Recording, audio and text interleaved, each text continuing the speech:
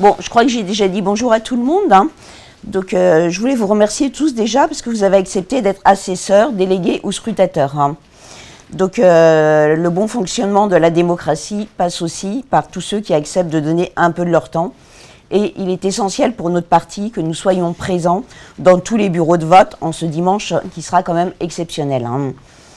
Votre rôle est essentiel. Fut un temps, dans certaines mairies, le bourrage des urnes était un sport habituel. Nous sommes à Paris, ce que j'expliquais tout à l'heure, c'est une élection présidentielle, ce qui signifie que le risque est quand même bien moindre, puisque chaque parti aura ses propres scrutateurs, assesseurs et autres, qui vont tous se surveiller les uns les autres. On va surveiller les autres, ils vont nous surveiller. Donc le risque de triche à Paris, en tout cas, est quand même pas très important. Donc je voulais faire un petit point sur les... Alors, est-ce que cette fraude existe et quelle forme peut-elle prendre? Alors, en tout cas, elle a existé. Il y a eu une grande période de fraude, surtout dans les mairies communistes, socialistes également. On s'est rendu compte qu'il y avait des résultats qui étaient absolument anormaux. Mais alors les fraudes possibles, aujourd'hui, elles ont lieu le plus souvent à l'heure du déjeuner. C'est lorsque la tension se relâche, ou alors le soir, après la fin des votes, il y a une espèce de brouhaha entre les assesseurs qui restent ou qui partent. On ferme les portes et la tension est moindre. Et il peut y avoir aussi des petits faits, quelqu'un qui se met à crier, quelque chose, donc on se tourne vers ça et on ne voit pas ce qui se passe. Mais il faut savoir que pour frauder, il faut quand même mettre des bulletins dans l'urne. L'urne, elle est en plastique transparent, donc elle est visible. Et non seulement ça, mais il faut également signer. Si on met 10 bulletins, il va falloir 10 signatures supplémentaires. Donc ça va vraiment être les deux choses les plus importantes à surveiller, c'est l'urne, être sûr qu'il n'y ait pas, et pas en période classique, quand les gens viennent, qui sont à la queue leu-leu, qui signent, qui mettent leur bulletin et qu'on leur dit, c'est sûr, il n'y aura pas de triche, tout le monde les regarde.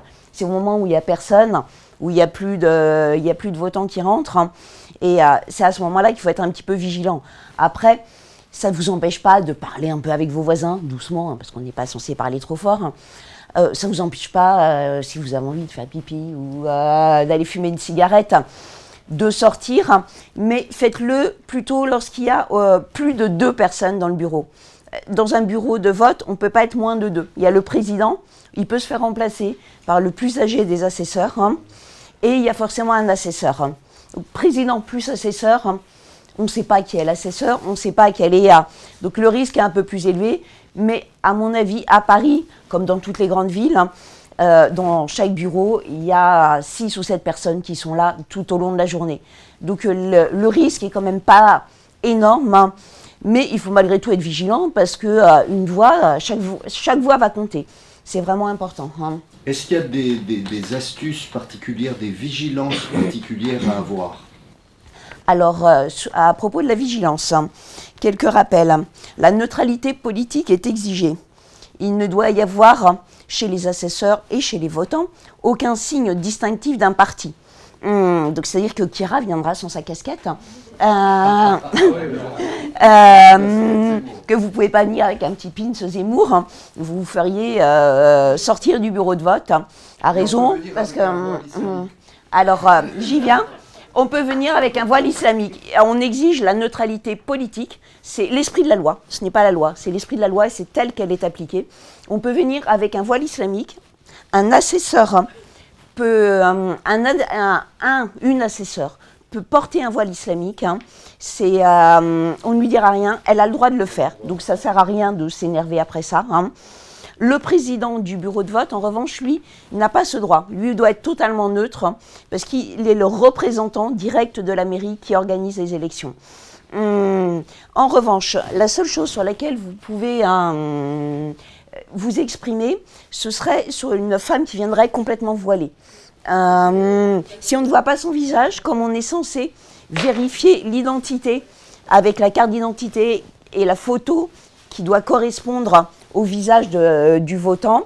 Donc, dans ce cas, vous pouvez demander à ce que la femme voilée retire son voile et que l'identité soit vérifiée. Par contre, ce que je vous conseillerais, c'est dans ce cas, pour éviter des scandales, pour éviter qu'on nous remette des choses sur la tête, c'est demander à aller dans un isoloir et vérifier l'identité, le faire vérifier par une femme. Demander à ce que l'identité soit vérifiée par une femme. On n'est pas là pour faire de la provocation.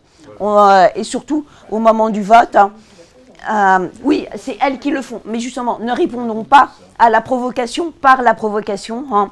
Après, chacun agit. Vous êtes assesseur, vous êtes grand, vous êtes libre.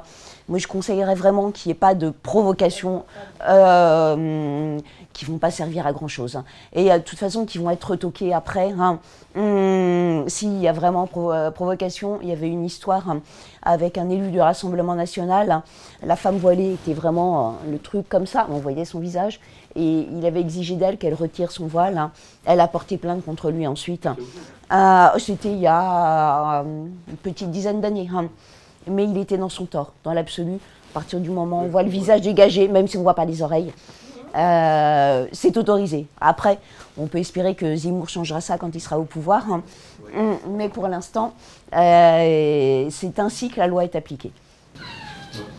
Est-ce que, indépendamment de ce problème, il y a des petits détails, les poubelles qui peuvent être remplies, les poubelles qu'il faut surveiller?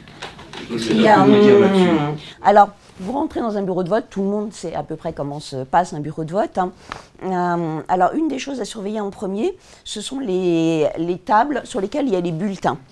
Alors, les bulletins doivent être vierges, il faut que ce soient tous des bulletins officiels. On en reviendra après sur la légalité ou pas des bulletins.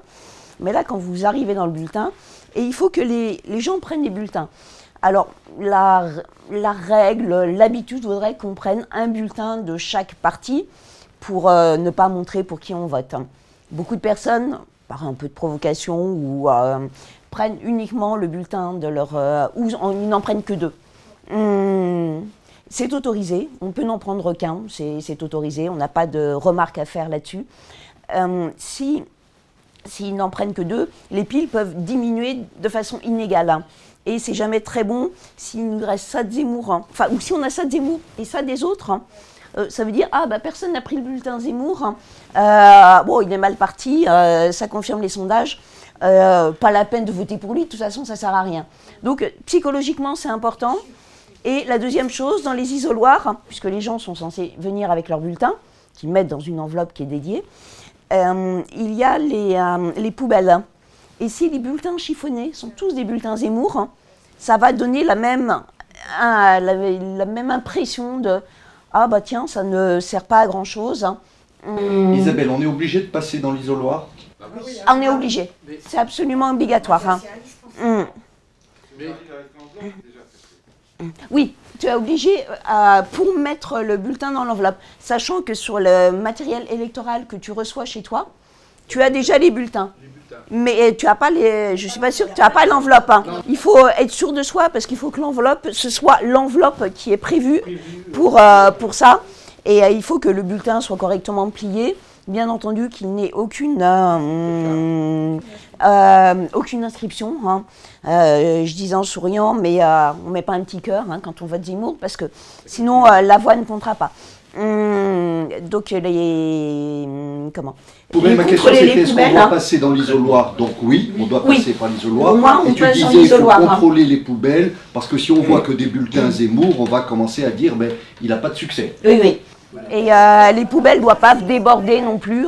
C'est le rôle des assesseurs et des personnes qui sont dans le bureau. On les vide, Chantal demande. Il y a des grands sacs poubelles qui sont prévus et on les vide dans ces sacs poubelles. Vérifier régulièrement dans les isoloirs. Voilà. Oui. Le bureau, c'est différentes personnes. Un assesseur, un suppléant. Quels sont les rôles de chacun? Alors, chacun a des rôles qui sont parfois... plusieurs personnes vont avoir le même rôle, mais chacun a des particularités bien définies. Donc, on a les assesseurs, les délégués ou les scrutateurs.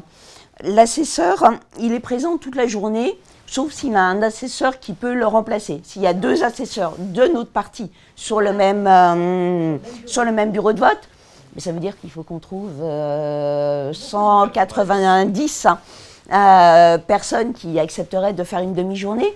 Après, l'assesseur peut malgré tout sortir un peu. Il peut, s'il a besoin d'aller voter, s'il est assesseur pas dans son bureau de vote, il a le droit de sortir pour aller voter, même s'il n'y a personne pour le remplacer. Le problème de la sécurité, comme on a vu tout à l'heure, s'il y a 5-6 personnes autour de la table, il se pose moins. Donc il peut sortir, il peut partir une demi-heure, 1 heure et revenir ensuite. Après, c'est un peu un engagement qu'on prend auprès de la mairie. C'est-à-dire qu'on est assesseur, on a accepté de l'être, donc on est censé être présent. Et il faut absolument être présent, alors pas tous les assesseurs, mais à 8 heures au moment de l'ouverture des votes et à 20 heures le soir au moment de la fermeture, puisque les assesseurs présents doivent signer sur le PV et sur les grandes enveloppes. J'y reviendrai après. Par exemple, par rapport à d'autres, il est membre du bureau. Alors, l'assesseur est membre du bureau. Le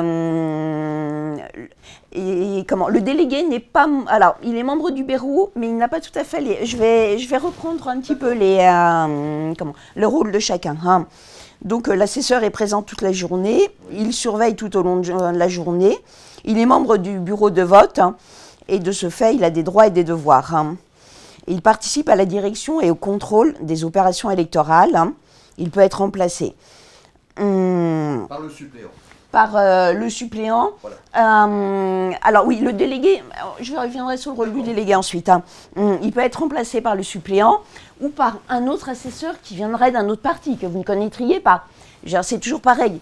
S'il y a 6, 7, 8 personnes dans les bureaux de vote, il y a assez de monde et on peut imaginer que ça ne va pas être 8 personnes de chez Hidalgo qui vont mais on n'en est jamais sûr à 100% malgré tout. Malgré tout, on peut quasiment être certain que les mélenchonistes et les Verts, qui ont des militants actifs, viendront et seront là pour surveiller les autres. Donc si je peux résumer, l'assesseur, il a le droit d'aller faire pipi, mais il évite d'y aller quand il n'y a qu'une ou 2 personnes dans le bureau de vote parce qu'il y a un risque de fraude. C'est bien ça ? C'est ça. Oui, mais l'assesseur peut se faire remplacer par son suppléant. Oui, il peut se faire remplacer par son suppléant, mais le suppléant n'aura pas les mêmes droits au moment. Il remplace totalement l'assesseur, donc l'assesseur suppléant remplace l'assesseur présent. Ils ne peuvent pas être tous les deux en même temps derrière les bureaux. Et il se remplace, mais par contre c'est l'assesseur titulaire qui doit être là à la fin du vote. Et dans la journée, en fait, ça permet quand même, s'il n'y a qu'un assesseur, s'il y a un suppléant, il peut quand même souffler un peu. Mais même s'il n'a pas de suppléant, si on voit qu'il y a du monde, alors donc là il y a pas mal de règles. Je n'ai pas toutes vous les lire, parce que c'est vraiment les règles législatives qui correspondent aux élections présidentielles.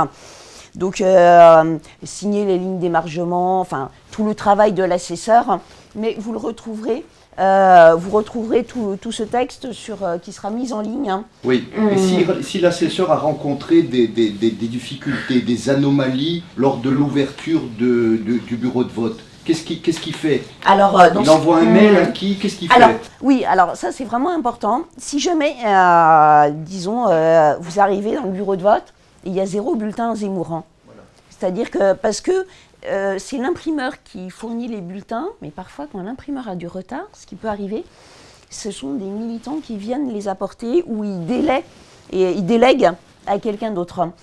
Et il arrive qu'il manque les bulletins de vote qui ont été prévus, qui ont été commandés. Et dans ce cas, il faut immédiatement appeler Pierre, qui sera le référent 15e, ou Luc, qui lui transmettra, et qui préviendra le siège. Il y aura des personnes dédiées à ce moment-là pour régler les problèmes juridiques et les problèmes très graves, parce que pas de bulletin Zemmour, ça veut dire 0 voix Zemmour sur un bureau. Et ça, c'est horrible. Les élections peuvent quand même se tenir dans ce cas-là. Ah oui, parce que on estime que c'est la faute du candidat qui n'a pas agi, qui n'a pas pris toutes ses précautions. C'est pour ça que je pense que le siège nous donnera des bulletins de vote en stock qui permettraient très rapidement à Pierre ou à Luc de nous les apporter en cas de manque sur un bureau de vote.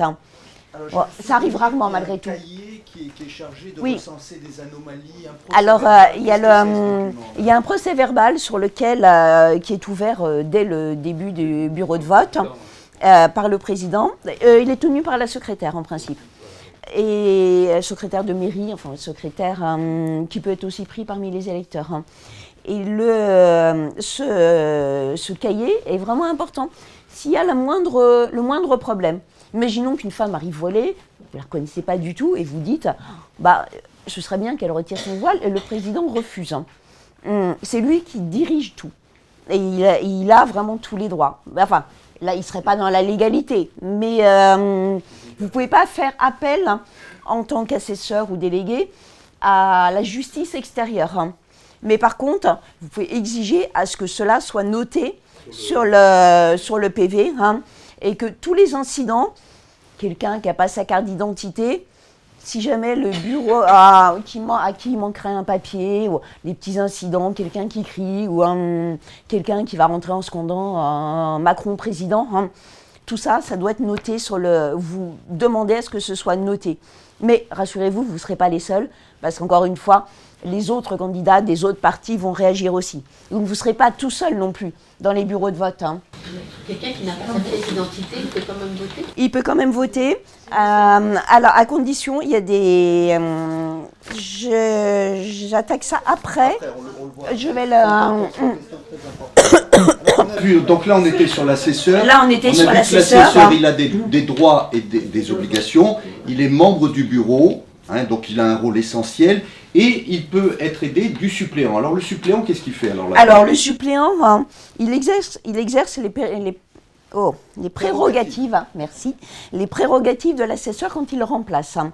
En revanche, hein, il peut demander aussi à être inscrit auprès du président comme scrutateur hein, pour le dépouillement. Hein. Il n'est pas scrutateur de droit d'office, mais il peut le demander. Hein.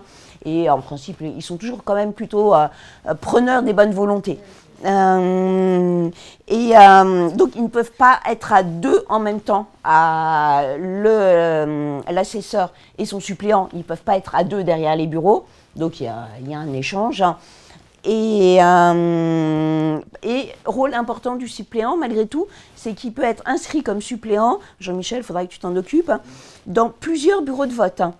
C'est-à-dire que le suppléant peut décider de s'inscrire sur 5 bureaux de vote et aller remplacer pendant une demi-heure une personne qui voudrait aller s'aérer, rentrer chez lui, une maman qui aurait besoin de faire manger ses enfants le midi. Hein.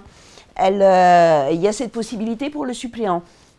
Il peut être suppléant de plusieurs personnes hein, et donc dans plusieurs bureaux de vote, alors que l'assesseur reste toujours sur le bureau de vote dans lequel il est assesseur. Hein. Donc ça, c'est bien clair pour tout le monde. Hein. Oui. À mon bureau de vote, là, tu dis qu'il ne peut pas être deux, mais quand je vais voter, l'année dernière, il y en avait un et un deuxième derrière, à chaque fois qu'ils regardaient. Ils étaient 4, en fait, à regarder si tout se passait bien. Ah oui, mais c'est normal, parce que... oui. Ça, ils ne peuvent pas être moins de 2. Voilà. Mais ils peuvent être 6, 7, 8 à surveiller, pas moins de 2. Donc on a vu l'assesseur, on a vu le rôle aussi important du suppléant qui vient suppléer l'assesseur en cas de besoin. Il peut être sur différents bureaux de vote. On va voir le délégué maintenant, mais je pense que tu as droit aussi à voir un petit peu. Voilà. Merci. Voilà. Avant. Je pense que c'est la pause repas aussi. C'est poli par la mairie, oui. Bien le dire. Alors, ça dépend vraiment, moi j'ai vu ça dépend de la personne qui organise le bureau de vote. Alors, à Paris, c'est peut-être, la pause repas est peut-être prévue par tout le monde. Moi, je suis à Paris depuis peu, mais à Elbeuf, par exemple, là où on avait je sais pas, 12, 13 bureaux de vote, 15 bureaux de vote. Et il y a des bureaux qui vous avaient prévu à manger pour les gens de chez nous. Et il y a des bureaux, ils n'avaient rien prévu. Et ils avaient prévu juste pour eux. Et donc les autres, ils les auraient laissés mourir de faim, quoi. Donc nous étant au courant, on avait apporté des sandwichs, de quoi manger à tout le monde, une bouteille d'eau. Et il y a des endroits où ils nous ont dit « Ah mais non, mais on avait prévu pour monsieur ou pour madame en même temps ». Et donc selon les bureaux de vote et selon la détestation de la personne qui s'en occupe. Mais je pense que si à Paris, l'ordre a été donné, que tout le monde est... Alors, D'accord. maintenant, après l'assesseur, le suppléant, le délégué. Donc, alors, le délégué, il est habilité à contrôler toutes les opérations de vote, de dépouillement des bulletins et de décompte des voix dans l'ensemble des bureaux. Et, alors, dans l'ensemble des bureaux où ils sont inscrits. Donc, c'est-à-dire que le délégué peut rentrer dans les 95 bureaux de vote du 15e, puisqu'il aura été mandaté pour cela par le parti. Il est délégué de Zemmour. En l'occurrence, ce sera délégué de Pierre, de Luc et je ne sais pas encore comment ils s'organiseront, si tous les délégués feront tous les bureaux de vote ou plutôt le plus simple c'est d'inscrire tout le monde sur tous les bureaux et après de donner des zones géographiques en fonction de l'endroit où on habite pour aller de bureau en bureau et y passer très régulièrement pour être sûr que tout se passe bien. Et le délégué a exactement les mêmes pouvoirs que l'assesseur, sauf qu'il n'est pas membre du bureau de vote. C'est-à-dire que il ne sait, alors, attends, que je ne dise pas de bêtises, parce qu'il y a tellement de choses. Il n'est pas membre du bureau. L'avantage, c'est qu'il peut se déplacer dans tous les 95 bureaux, mais il n'est pas membre du bureau dans lequel il a... Oui, voilà. La différence, c'est que si par exemple il y a une contestation ou une question, il n'a pas le droit de prendre part à la délibération des membres du bureau. Il n'a même pas un avis consultatif. Il n'a rien à dire. Ce sont les assesseurs et le président qui peuvent parler entre eux. S'il voit une anomalie, il la signale. Et il peut demander à ce qu'elles soient inscrites sur le PV. Alors, les délégués, c'est important aussi pour les plus petites élections, quand c'est le candidat. Ouais. Mais après, le délégué ne peut pas rentrer et dire bonjour en le disant très fort, bonjour, Reconquête, parce que ce serait un flux. Oui, mais il dit bonjour à tout le monde. Tous ceux qui sont dans le bureau, le président. Et en se présentant, en disant bonjour, je suis délégué, et il a un numéro, il a une. Alors, précision importante. Les assesseurs, les délégués, les suppléants et les scrutateurs doivent forcément avoir une pièce d'identité sur eux. C'est vraiment important. Il faut arriver en ayant cette pièce d'identité. Est-ce que le délégué a le devoir de neutralité politique aussi? Oui. Oui, complètement. On a tout ça.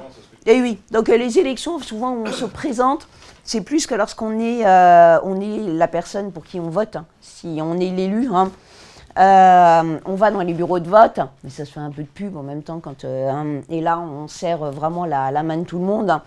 Alors c'est bien de se présenter, de dire bonjour à tout le monde.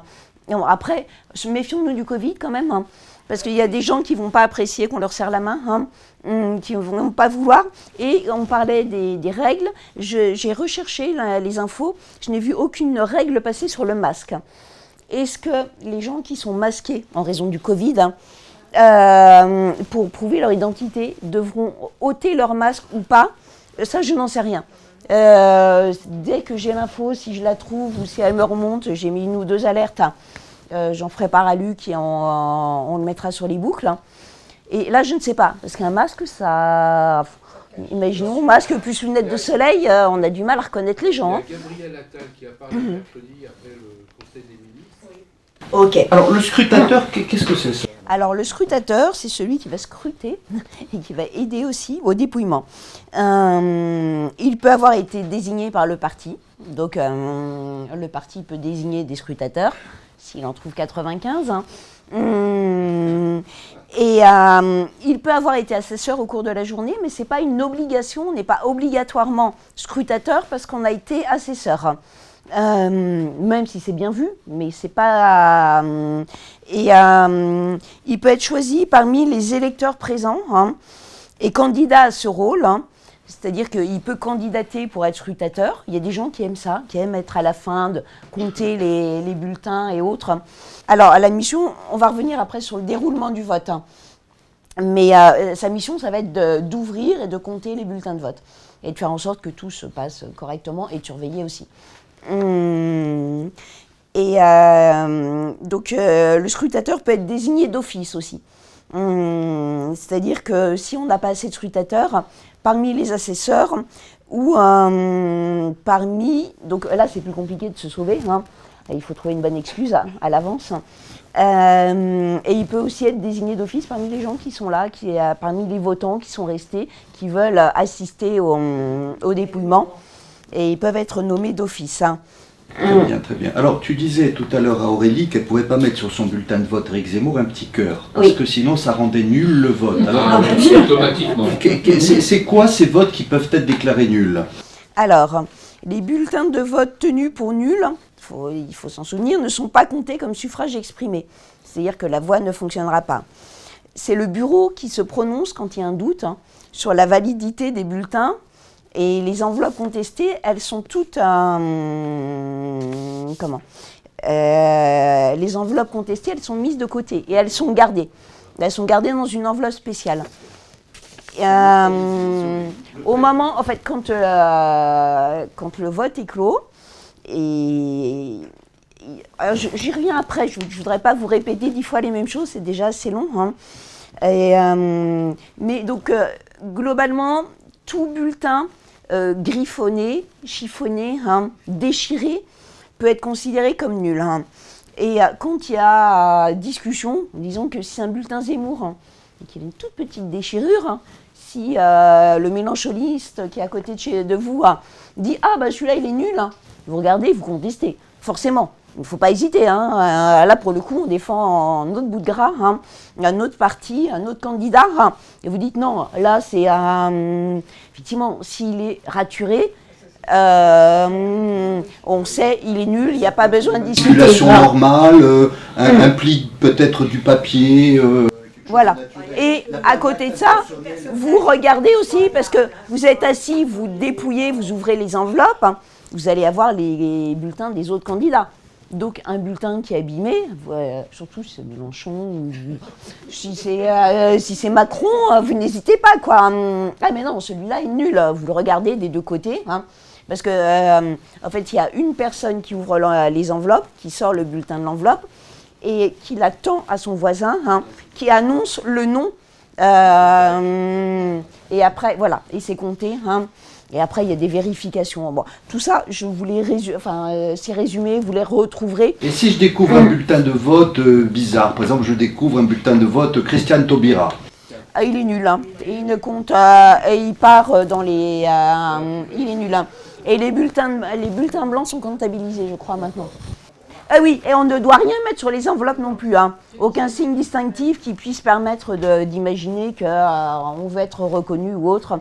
Donc enveloppe et bulletin, forcément vierges, forcément pliés correctement. Essayez de ne pas les déchirer, parce qu'il y a des gens qui sont chiants et qui vont, même si c'est une petite déchirure, qui vont dire « Ah, non, mais là, il n'est pas bon, il a été déchiré. » Alors que... et regardez, selon le nombre de scrutateurs, ça peut aller relativement vite. Et il y a plusieurs... il y a des tables. Le nombre de tables correspond au nombre d'isoloirs. Hein. Il ne peut pas y en avoir plus ou moins. Enfin, en principe, elle correspond au nombre de... Oui. Et donc, les gens sont assis côte à côte. Vous voyez un peu ce qui se passe. On s'est mis en cercle de façon à ce que le public puisse voir. Hein. Et rôle important du délégué aussi. En principe, il y a des barrières qui sont installées pour que le public ne puisse pas s'approcher des scrutateurs, ou en tout cas il doit y avoir vraiment au démarquage, mais ils n'ont pas le droit. Le délégué, lui, a le droit de venir et de s'approcher, de passer entre les tables et de surveiller ce qui se passe. Donc le délégué peut être là aussi au moment du dépouillement. Hein. Et c'est aussi important. Hein. Alors oui, parce que j'ai lu ce qu'avait envoyé le siège. Effectivement, des gens qui se mettent une mine de crayon sous l'ongle pour marquer le... Pour rendre nul un bulletin de vote. Oui, pour rendre nul ça, j'en avais jamais entendu parler. Je pense, oui, c'est possible, ça a dû exister, parce que et les gens qui sont décidés à tricher, ils sont prêts à tout. Hein. Mais je pense que ça se remarque. Enfin, quelqu'un qui, avec son oncle, fait un petit truc à chaque fois, hein, je pense que ça se remarque. Hein. Alors, je voulais vous parler aussi de... Alors, une fois que tous les bulletins ont été comptés, recomptés, il y a vraiment des doubles vérifications. Alors, parfois, on tombe sur un truc qui ne va pas, hein, c'est noté sur le PV, hein, et ça va on recompte, et si on tombe toujours sur un truc qui ne va pas, on le signale. C'est pas un drame non plus. Enfin, on fait pas un scandale parce qu'il y a un bulletin ou une signature qui manque. L'erreur est humaine, mais par contre, il faut qu'elle soit signalée. Parce que si ça se reproduisait, c'est le procès-verbal qui va faire foi de tout ce qui s'est passé dans le bureau de vote pendant toute la journée et au moment du dépouillement. Et c'est sur lui que va se baser un juge qui pourrait éventuellement remettre en cause une élection. Donc, il faut vraiment tout signaler, même les petites choses. Enfin, faut pas être dans l'abus non plus, toutes les 5 minutes. Mais quand il y a quelque chose qui vous paraît un peu bizarre, et au moment du dépouillement aussi, si vous contestez le fait qu'un bulletin, pour vous, il est normal parce qu'il y a une toute petite déchirure, et que votre voisin dit non, c'est un bulletin Zemmour, votre voisin dit bah non, on ne le compte pas, vous contestez. S'il n'est pas pris en compte, vous le faites inscrire sur le procès-verbal. Hein. Refus de prendre en compte pour 5 mm de déchirure d'un bulletin. Chaque fois qu'on fait une remarque comme ça, c'est indiqué tout de suite dans le procès-verbal? Alors, il y a une secrétaire. Alors, il faut... Oui, il y a une secrétaire qui est là, qui est censée noter. Mais il faut éventuellement dire je veux que ce soit noté au procès-verbal. Hein. Ne pas oublier de le préciser. Après, il ne faut pas être agressif non plus. En disant je souhaiterais, plutôt que je veux, hein, j'aimerais bien que ce soit inscrit. Et puis s'ils disent oh non, c'est pas la peine, si, c'est utile. Je suis une représentante de l'État, là, dans mon rôle, et j'ai ce droit. Hein. Mais alors, question. Celui qui conteste dit je conteste ce bulletin, c'est ça? Oui, alors si toi, disons, tu ouvres une enveloppe hein, et il y a le nom de Macron et il y a un cœur dessus. Tu prends le bulletin, tu le montres et tu dis bulletin nul. Donc il n'est pas comptabilisé dans les voix. Bulletin nul, oui. Donc il n'est pas comptabilisé dans les votes de Macron et il va dans une enveloppe à part. Hein. Et justement, tout à l'heure, tu donnais par exemple l'exemple que s'il y en a un qui est un tout petit peu déchiré, etc., donc là c'est contestable, qui prend la décision de dire on le prend? Le président du bureau de vote. Hein. Et c'est pour ça, si la décision ne va pas dans ce que vous aviez demandé, vous demandez à ce que ce soit inscrit au PV. C'est-à-dire que s'il y en a un et que le président décide, c'est pas vraiment un problème. Hein. Mais s'il y en a 50, hein, là ça devient vraiment important. Et là c'est un problème. Hein. Après, j'espère que les gens feront attention à ne pas déchirer leur bulletin de vote. Hein. Mais ça c'est vraiment une chose que j'ai vécue. Et pour le coup, le maire le président, qui ne nous aimait pas du tout, c'était à l'époque du Front National, avait estimé qu'on avait raison. En principe, ils sont quand même vaguement honnêtes et ils ne cherchent pas à passer à travers tous les petits trucs. Hein. J'ai une question. Lors du dépouillement, en général, on est 4 personnes par table. Il y a 2 feuilles strictement identiques pour comptabiliser les votes. Oui. Mais après, s'il y a une remarque à faire, c'est sur un autre document?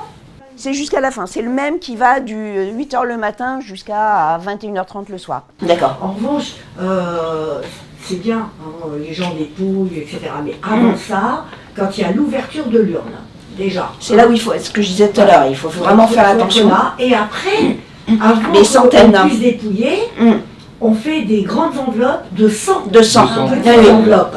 Et ça, c'est recompté 2 fois. Parce que, en fait, il faut avoir compté. Donc ça, il faut prévoir les assesseurs, par exemple. Il faut compter sur les listes d'émargement. C'est très important. Ça doit correspondre. Ça doit toujours correspondre. Que d'enveloppe.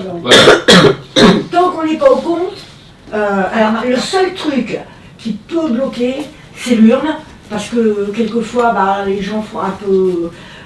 Ça fonctionne pas toujours très bien. Oui, le compteur automatique de l'urne. c'est une chose à laquelle on fait attention aussi, mais tout le monde va faire attention. Donc le compteur, à chaque fois qu'on ouvre pour mettre un bulletin, ça commence à 0, et à chaque bulletin mis, ça fait 1, 2, 3, 4, oui. Parfois, ça... Oui. On est obligé de refaire une deuxième fois, ça ne va plus correspondre. Mais en revanche, le nombre de signatures et le nombre d'enveloppes, il faut absolument que ce soit pareil. Tant que c'est pas comme ça, on ne peut pas dépouiller.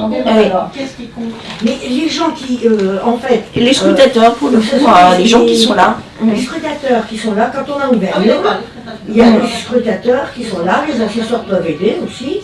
On fait des paquets de 10. Et 10 paquets de 10 vont dans une enveloppe, on appelle l'enveloppe des centaines. Voilà, parce que à la fin, quand les gens ont fini à leur table de dépouiller 100 bulletins, à ce moment-là, ils signent, chacune des personnes à la table signe sur la grande enveloppe, voilà. Hein, et on peut leur donner une deuxième grande enveloppe. Mais non, jamais deux en même temps. Donc le dépouillement, je fais par enveloppe. Par grande enveloppe. Par enveloppe de 100. Par enveloppe de... Et après, ce sont ces enveloppes de 100 qui sont données pour être ouvertes. Hein. C'est ça. Alors, je venais sur l'agencement des bureaux de vote. Parce que vous arrivez, même si tout le monde... Alors Isabelle, si on parlait de l'agencement d'un bureau de vote. Alors, vous allez rentrer dans un bureau de vote. Hein. Il doit disposer d'un affichage avec pas mal de choses. Je ne vais pas tout vous détailler. Il y a entre autres un avis rappelant les pièces d'identité que doit présenter l'électeur. Il y a une affiche reproduisant le code électoral. Enfin bon, il y a plusieurs choses. Mais si je vous détaille tout à chaque fois, ça va être très très long. Donc il y a une table de décharge qui est appelée comme telle. C'est la table sur laquelle seront installés les bulletins de vote. Et en principe, il y a la personne qui vérifie les identités et avant ou après cette table de décharge pour vérifier l'identité, pour prendre la carte d'identité et la porter aux personnes qui vont les vérifier. Il y a un ou plusieurs isoloirs, dont au moins doit être accessible aux personnes en fauteuil roulant. Je pense qu'à Paris, c'est le cas partout. Il n'y a pas de souci. Et de tables de vote. C'est à cette table que siègent les membres du bureau de vote. Et sur cette table sont disposées une urne, j'en ai parlé tout à l'heure, dont 4 faces au moins sont transparentes. Donc on doit voir ce qui se passe. Liste d'émargement, code électoral, etc., etc. Il y a vraiment pas mal de choses. Vous retrouverez sur les... Mais je vous dis, il n'y a pas non plus... Vous n'êtes pas obligé de connaître tout ça par cœur. Parce que les autres personnes qui seront là, ils sont comme vous, ils se seront un petit peu renseignés. Et ils savent. Et puis il y en a qui adorent ça. Donc qui demandent à l'être à chaque élection, qui connaissent ça sur le bout des doigts. Vous pouvez aussi un peu les suivre. Ils sont au courant. Et ils seront peut-être même plus vindicatifs que vous, enfin pour exiger, pour vérifier. Et puis vous pouvez l'avoir sur votre portable, puisque vous aurez le texte de toute façon, et vous retrouverez tout ce qui est obligatoire, si vous voulez vraiment vérifier. Mais sur une grande ville comme Paris, il n'y aura pas d'erreur. Parfois les erreurs, ça arrive dans les petites mairies de campagne, il y a 400 habitants. Forcément, la secrétaire du mairie, elle est un petit peu débordée ce jour-là, elle oublie. Alors, ça peut annuler une élection. Si on estime que ça a pu changer le vote dans l'absolu. Ça arrive quand même assez rarement.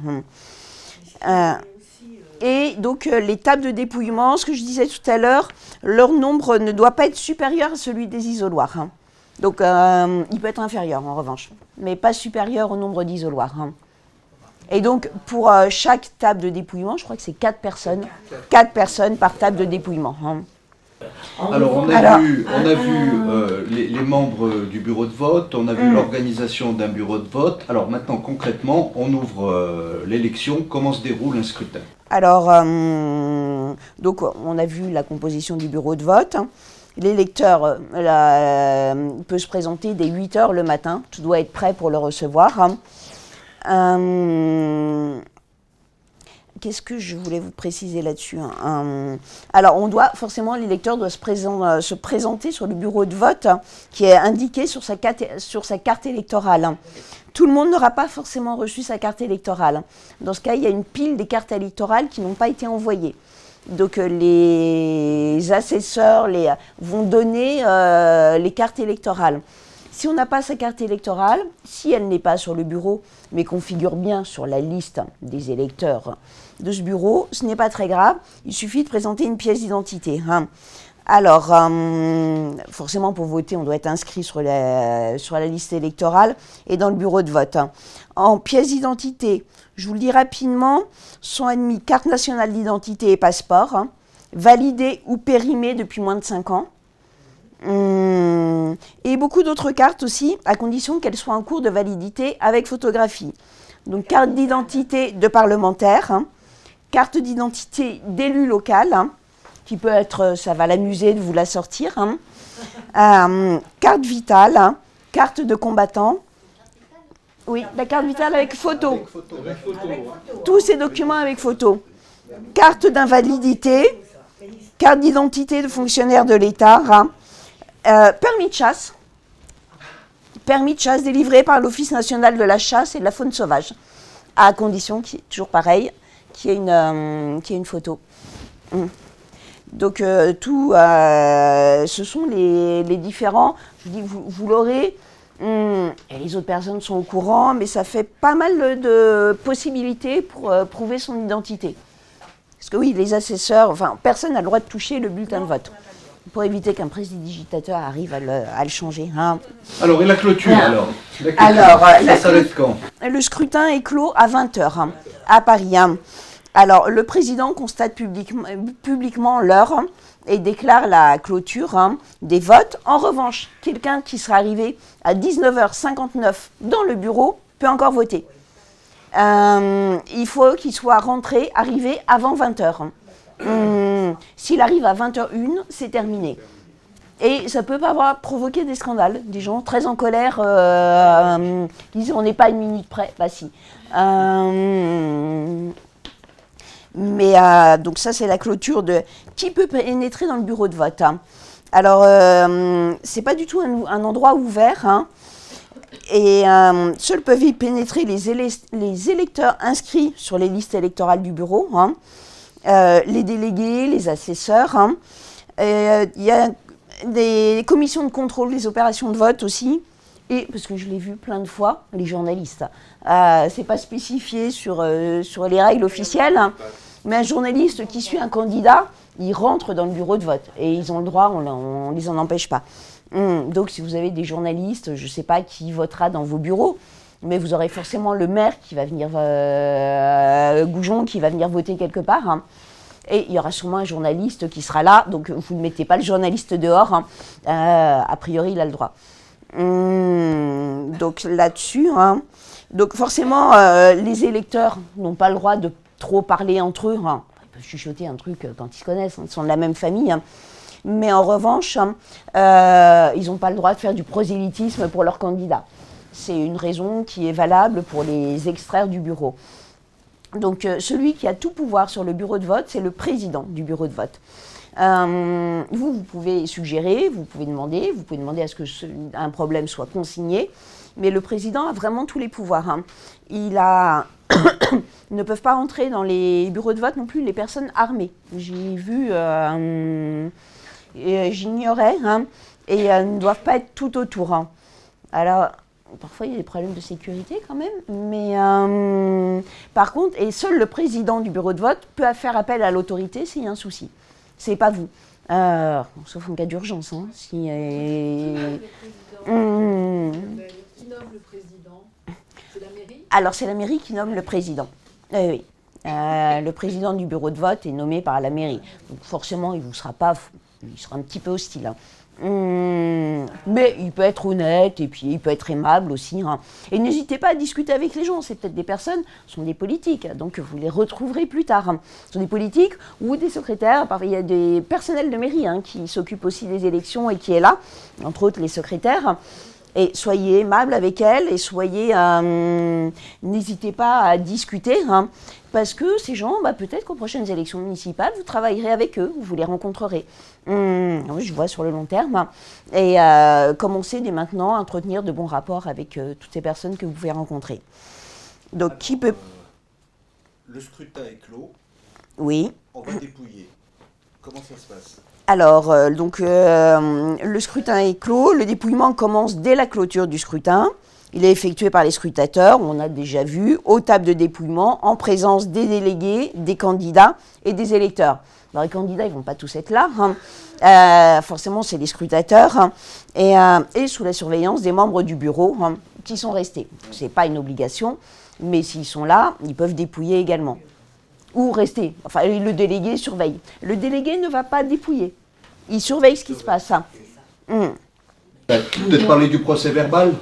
Attends, oui. Aussi, bien préciser, parce que ça je l'ai vu, il y a des personnes âgées, avec une canne, ou même en fauteuil roulant, accompagnées. Mais elles sont seules dans l'isoloir. Et elles sont obligées elles-mêmes de mettre le bulletin de vote dans l'urne. C'est pas l'accompagnant qui La seule chose qu'elles peuvent ne pas faire, quelqu'un qui serait vraiment handicapé, peut ne pas signer et choisit quelqu'un, disons, on s'est cassé les deux poignets, on ne peut pas signer. Et dans ce cas, on choisit une personne qui va signer à votre place. Et ça doit être précisé toujours sur le fameux PV, et ça doit être signalé à côté de l'émargement. En principe, on est seul dans l'isoloir. Mais je pense qu'il y a quelques petites exceptions. Ça, c'est, à la limite, c'est le président qui va... C'est le président qui va trancher. C'est le président qui va trancher. On peut en discuter avec lui, mais c'est le président qui va trancher. Alors, je reviens au procès verbal. Donc, on a dit combien il était important. Il retrace tout ce qui a pu se passer pendant toute cette journée. Bon, pas les choses sympathiques, on ne vous dira pas, vous avez eu droit à un café et un croissant ce matin, mais tous les petits problèmes, c'est rarement des gros problèmes, il ne faut pas non plus se prendre la tête, c'est pas quelque chose de très... enfin, c'est important, il faut y être en force, mais c'est pas... faut pas que ça stresse non plus. Il faut y aller tranquillement parce qu'on sait que les autres personnes, elles sont comme nous. C'est en principe des militants, des gens qui sont engagés, qui sont contents d'être là, qui sont contents de faire respecter la démocratie et qui vont et donc qui vont avoir le même rôle que nous. Donc, il faut pas avoir non plus dans tous des ennemis absolus. Ce ne sont pas forcément des amis, ce ne sont pas non plus tous des ennemis. Il ne faut pas les considérer comme tels. Après, chacun, vous êtes libre là de... Donc le procès verbal, il va comporter le nombre des électeurs inscrits, le nombre de votants, le nombre de suffrages exprimés. Donc je passe aussi rapidement là-dessus, voilà, on en a suffisamment parlé avant. La proclamation des résultats. Alors c'est proclamé en public par le président du bureau de vote et c'est inscrit, affiché par ses soins en toutes lettres dans la salle de vote avec les indications suivantes: nombre d'électeurs inscrits, nombre de votants, nombre de suffrages exprimés et nombre de suffrages recueillis par chacun des candidats aux listes. Bon, comme nous, ce sera moins sympathique, il sera 21h30, voire 22h, et on aura déjà tous les résultats, mais je pense qu'il faudra quand même faire remonter quelques résultats au siège via Pierre. C'est le problème de... Alors, j'ai fait un petit truc sur que se passe-t-il en cas de fraude électorale.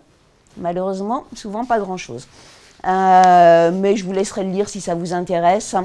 Il faut saisir les différents... mais en dehors de très très grosses fraudes, même des fraudes avérées, si on estime qu'elles n'ont pas changé le résultat du vote, il y a rarement de condamnation.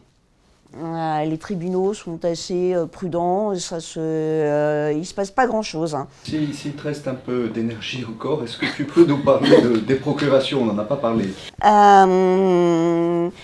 Va se poser pour nous le problème des procurations. Pas tellement pour nous des procurations, mais d'être mandataire de procuration. Donc les gens, c'est un petit peu compliqué quand même d'établir une procuration. Ça ne se fait pas comme ça. Il y a 3 manières de les établir. On peut les faire en ligne avec un téléservice qui s'appelle Ma Procuration, avec un formulaire qui est disponible sur Internet, et avec le formulaire CERFA, disponible au commissariat, à la gendarmerie, au tribunal ou au consulat. Au consulat, ça ne nous regarde pas. Et dans ce cas, avec le CERFA, même si vous avez fait vos procurations, il va quand même, sur Internet, il va quand même falloir l'imprimer et se déplacer dans un commissariat, dans une gendarmerie. Hein. Et il faut savoir aussi, pour quelqu'un qui prendrait le train de temps en temps, que dans chaque gare parisienne, il y a un poste de police hein, sur lequel on peut venir faire une procuration pour quelqu'un. Alors, attention, pour établir la procuration, vous devez renseigner le numéro national d'électeur, hein, donc pour celui qui établit la procuration. Ah oui, alors celui qui établit il donne son bureau de vote et son numéro d'électeur, mais il doit aussi le donner pour celui à qui, pour le mandataire, celui à qui il va donner. C'est celui qui donne procuration, le mandataire, c'est celui qui la reçoit. Oui, oui. Donc le mandataire va aussi, il va falloir qu'il donne avant son numéro de bureau de vote hein, et son numéro d'électeur. Hein. Et ça va être pris en compte par le service où vous serez allé. À Paris, c'est la police. Et après, vous aurez, la procuration sera transmise. Hein.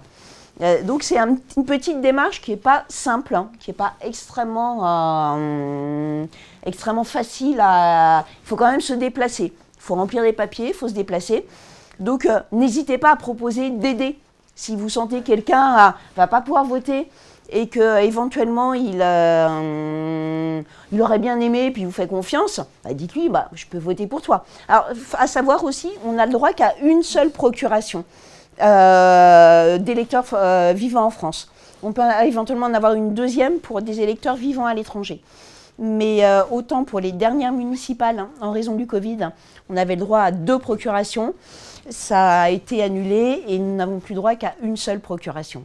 Démarche, la date limite pour faire les démarches en vue d'une procuration. Alors là, j'ai reçu une procuration hier. C'est immédiat? Tu l'as reçu tout de suite par mail? Au commissariat et je l'ai tout de suite reçu par email. D'accord. C'est instantané et il n'y a pas besoin de donner son email d'ailleurs. C'est comme on est inscrit sur la liste électorale, oui. on reçoit. Celui qui est mandataire, donc qui va aller voter pour quelqu'un d'autre, doit aller voter dans le bureau de vote de la personne qu'il représente. Donc évitez de prendre un mandataire qui habite Marseille. Non, mais d'ailleurs, c'est pas possible, c'est sur la ville. C'est sur la ville. Mais voilà, et une seule procuration, et vous allez voter, et vous revenez après voter, enfin, vous faites l'inverse dans votre bureau de vote. Vous avez un document officiel hein, qui s'appelle procuration et qui vous habilite à voter au nom du mandant, qui vous donne procuration à voter à son nom. On n'est pas obligé d'avoir le numéro de vote et le numéro du bureau. En revanche, si on va directement dans un poste de police, il faut absolument avoir le numéro de bureau et le numéro de vote. Hein. C'est les petites choses que j'ai pu lire. Si on est assesseur et qu'on vote dans ce bureau-là, oui. Est-ce qu'il faut qu'on se signale que pendant ce temps-là, on n'est plus assesseur, mais on devient juste électeur? Oui.